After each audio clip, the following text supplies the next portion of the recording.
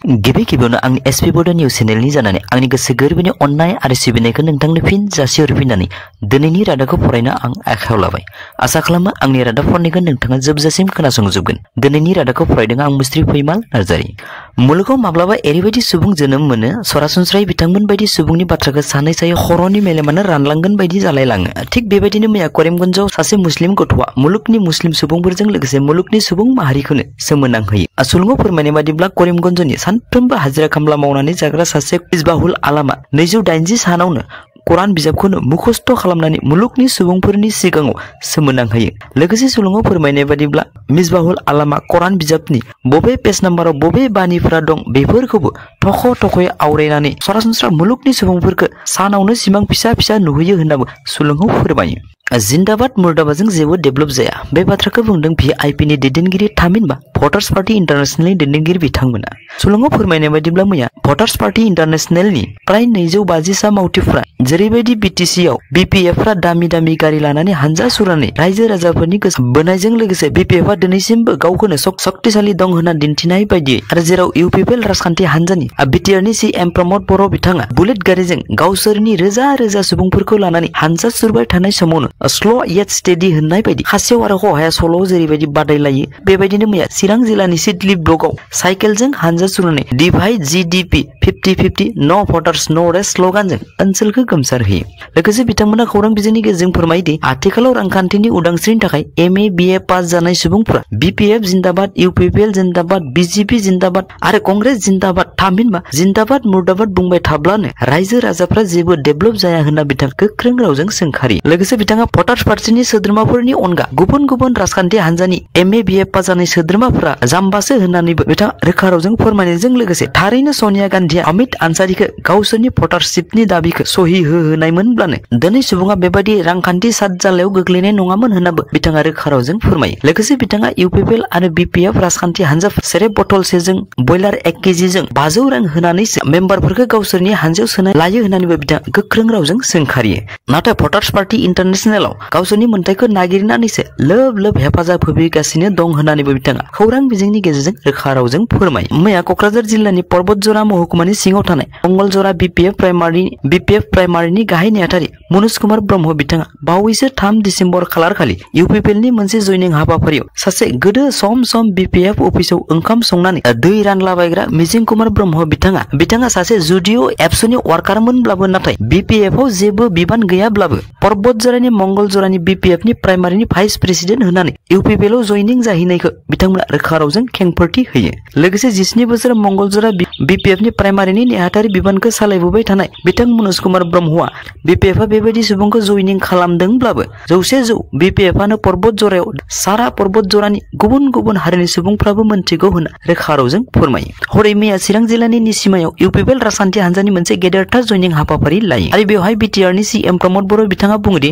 भारतनि गाहाय मन्त्रि नरेन्द्र मोदी बिथाङा भारतखौ बुहुमनि मादाव गंसे जेरैबायदि जौगा हादर दानो नागिरदों आरो आसामनि गिबि मन्त्रि डक्टर हिमन्त बिश्व शर्मा बिथाङाबो बेराफारसेथिं आसामखौ जेरैबायदि भारतनि मादाव गंसे जौगा रायजो दानो नागिरदों थिग बेबायदिनो BTR खौबो UPPL राजखान्थि हानजा जौगाहोनो नागिरनायखौ नुनानै लोब लोब रोजा रोजा BPF फ्रा UPPL आव हाबफैबाय होनना खौरां बिजोंनि गेजेरजों फोरमायो। लोगोसे बिथाङा खौरांगिरिफोरनि सोंनायनि फिननायाव बुङोदि थांनाय 17 बोसोराव BPF राजखान्थि हानजाया जेरैबायदि खुंथाय खुंनांगौमोन बोरै रायजोफोरखौ अननांगौमोन मावनांगौमोन बेफोरखौ खालामनायनि उल्था थगायनाय धुमखि होनायजोंसो राजखान्थिखौ सालायनायनि थाखायनो UPPL राजखान्थिखौ लाबोनानै 3 बोसोरनिफ्राय BTR आव गोजोना फैनानै गासैबो जौगानायनि खामानिफोरखौ मावफिननो हानायफोरखौ नुनानै दिनै UPPL नि दोलोआव रोजा रोजा BPF फ्रा हाबफैनायजों लोगोसे UPPL नि मेल मिटिंफ्रावबो लोब लोब मानसिफ्रा बाहागो लाफैनाय बिथांमोनखौ BTR खौ गोजोन थासारिजों सालायलांनो थाखाय दुंब्रुद गोसोजों बरायनायखौ बिथाङा रोखा रावजों फोरमायो। नाथाय बेवहायनो मोनसे साननो गोनां बाथ्रा दि जाय अरायसम BTR आव गोजोनखौ अरायसम गोजोरै लाखिनायनि थाखाय बाथ्रा बुंबोबाय थादों बिथांमोन बायदि बर'नि दैदेनगिरि राजखान्थिगिरि बिथांमोननि खुगानिफ्रायनो बोसोराव 365 4 बाहागोनि 1 सानाव 365 4 बाहागो 1 सानखौनो हारियाव थांखांनाय बुथारग्लुंनाय गेसाव गोफोन बाथ्राफोरखौ बुंनानै सोरखौबा सोंखारिलायनानै गावखौनो रामनिख्रुइबो मोजांसिन आरो गावनि हारिनिनो सोरबा सासेखौ राबननिख्रुइबो गाज्रिसिन दिन्थिनो थांनानै थारै बोरै बर' हारिनि गेजेराव गेदेरथार बर' नेशनेलिज्मनि बाथ्राखौ साननो थाखाय इयुननि जोलैखौ सोलोंनो नागिरदों बेखौ नाथाय आं दिनैनि थासारिखौ नायनानै जोबोद गोब्राब नुहुरदों। मैया आसामनि सोलोंथाइ मंत्री डॉक्टर रनज पेगु बिथांखौ लोगो हमनानै दुलाराय बर' फरायसा आफाद बर' थुनलाइ आफादजों लोगोसे दुलाराय बर' फोरोंगिरि आफाद मोनथामबो जथायै बर' रावनि जौगानाय आरो बर' फरायसालिनि जेंनाजों लोगोसे बर' फोरोंगिरिनि टेट क्वालिफाइड जानायनि उनावबो फोरोंगिरि थिसनथाइ बिलाइ मोनैनि जेंनाफोरखौ लानानै जा 2 घन्टा सावरायलायनाय जालांदों थारै बियो बे बर' हारिनि बयनिबो थाखाय दुंब्रुद गोसोजों बरायथावना। लोगोसे सुलुङाव फोरमायबावनाय बायदिब्ला दुलाराय बर' फरायसा आफादनि आफादगिरि मानगोनां दिपेन बर' बिथाङा 100 खान हायार सेकेन्डारिआव बर' रावजों फोरोंनाय आरो 50 खान बर' रावनि जेरैबायदि टी गार्डेनफोरनो होनाय बायदि समान थाखोनि मडेल स्कुल होनांगौनि दाबिनायफोरखौबो ग्रीन सिगनेल मोननायजों लोगोसे बहाबा फरायसालिफ्राव सासेल' फोरोंगिरि आरो बहाबा फोरोंगिरि गैथारा बेनि सोमोन्दैबो मोजां इसारा मोननायखौ जों सुलुंनिफ्राय मोनथिनो हायो। लोगोसे 2 मासनि उनावनो प्राय जायफोर बिटिआर एग्रिमेन्टआव सोलोंथाइजों सोमोन्दो गोनां जेंनाफोर दंमोन प्राय सुस्रांजागोन होननाबो खौरां बिजोंनि गेजेरजों फोरमायनायखौ जोङो नुनो मोनो। आरो बेफोर थारै जाफुङाब्ला बेनि सोमोन्दै गोथौयै सावरायज्लायफिनगोन नङाब्ला डेम'क्रेटिक बिथिंजों नारसिनगोन होननाबो बिथाङा रोखा रावजों फोरमायो। लोगोसे गोबां रायजो राजाफ्रानो आसा खालामदों दि बिथांमोननि बेबायदि नाजानाया जाहाथे मोगथाङाव थाबैनो जाफुंथों नङाब्ला रायजो राजाफ्रा सेन्ट्रेल गभ आरो स्टेट गभर्नमेन्टनि बर'फोरनि बिथिङाव नङाब्ला रायजो राजाफ्रा सेन्ट्रेल गभ आरो स्टेट गभनि बर'फोरनि बिथिङाव अराय सम बाहायबोनाय फिउचार टेन्सनि स्पिचखौ आंगायनाय मोनलाय लांनायफोरखौ समाजारि बिजोंनि गेजेरजों नुनो मोनो।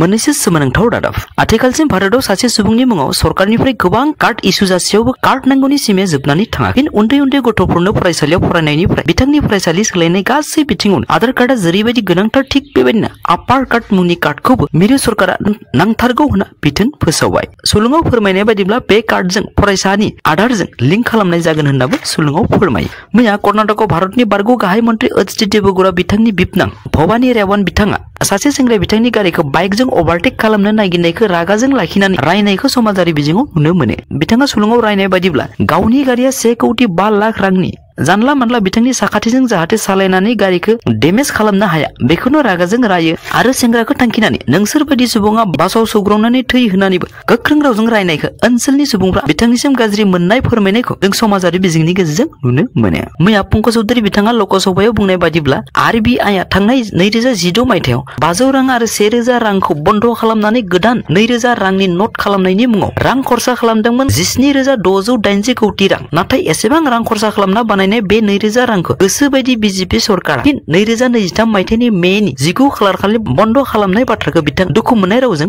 फोरमायो। मैया एनसिआरबि थामहिनबा नेशनेल बिउर'आ 2022 मायथाइनि डाटा बायदि फोरमायनाय बादिब्ला सानसेयाव भारताव 78 सा सुबुङा मानसिनि आखायाव अनाखाना बुथार जादोंमोन। सुलुङाव फोरमायनाय बादिब्ला बोसोराव गासै 28,522 सुबुंफ्रा मार्डारनि मुङाव भारताव एफआइआर होनाय जादोंमोन। नाथाय मोनसे मख'थावना बाथ्रा दि 2021 मायथाइनि रिजायनाय बादिब्ला बुथारनाय बिबाङा एसे खमायदोंमोन। मानोना 2021 मायथाइयाव बुथार जादोंमोन 29,272 सुबुङा। नाथाय गोजोनथाव रादाब दि 2020 मायथाइयाव मोननै बोसोरनिख्रुइबो खमसिन बुथार जादोंमोन। थामहिनबा 9,962 सा सुबुङा बुथार जादोंमोन। बेनिनो 2022 मायथाइयाव दिल्लीयाव मोजां मोननायनि मुङाव बुथार जादोंमोन गासै 12 सा होननानैबो एनसिआरबिआ रोखा रावजों फोरमायो। बेजों लोगोसे आंनि दिनैनि रादाबा एसेनोसै। थारै नोंथाङा आंनि रादाबखौ दिनैसो खोनासंफ्लांदोंब्ला मोजां मोनदोंब्ला अन्नानै साबस्क्राइब लाइक आरो शेयार खालामनो थाखाय गुरै खावलायहरनाय जाबाय। एसेनोसै, गोजोन्थों।